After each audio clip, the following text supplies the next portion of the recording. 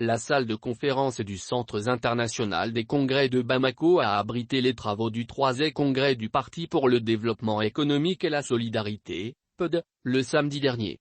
Placé sous la présidence du président sortant, Djibril Tall, ce congrès a enregistré la présence des militants et militantes venus de l'intérieur du pays. Il était placé sous le signe d'hommage au feu général Amadou Toumani Touré. Il avait pour thème « Rassembler, réconcilier et reconstruire ». À l'entame, une minute de silence a été observée à la mémoire du président Amadou Toumani Touré, juste après l'exécution de l'hymne national.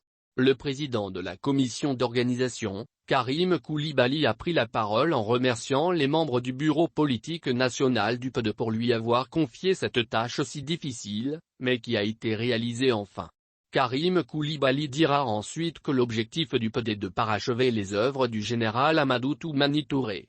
Ce fut ensuite au tour du président des jeunes du parti, Macky Bakayoko, de prendre la parole. Il a loué les efforts du président hâte, tout en soulignant que c'est un nouveau souffle pour le parti à partir de ce congrès.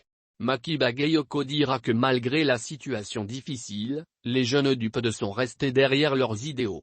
Même son de cloche du côté de la présidente du bureau des femmes, Madame Diaby Diatou, d'intervenir.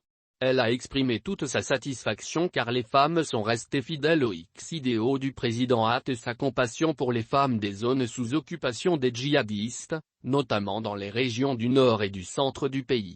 Ensuite, c'est un ancien compagnon d'hâte, Moussa Sissoko, de passer au pupitre pour lire une déclaration d'hommage au président Amadou Toumani Touré. Un documentaire traçant la vie professionnelle de l'homme fut projeté au public. Dans ce documentaire, la vie d'hâte, notamment celle allant du soldat à celle du président de la République passant par l'humanitaire.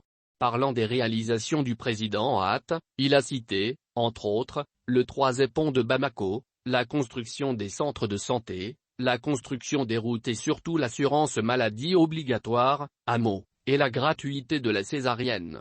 La cérémonie d'ouverture du congrès a été agrémentée par les prestations des artistes comme Djeno Basek, Roberto Sapper et par des troupes des humoristes. Les partis alliés ont répondu massivement à l'événement.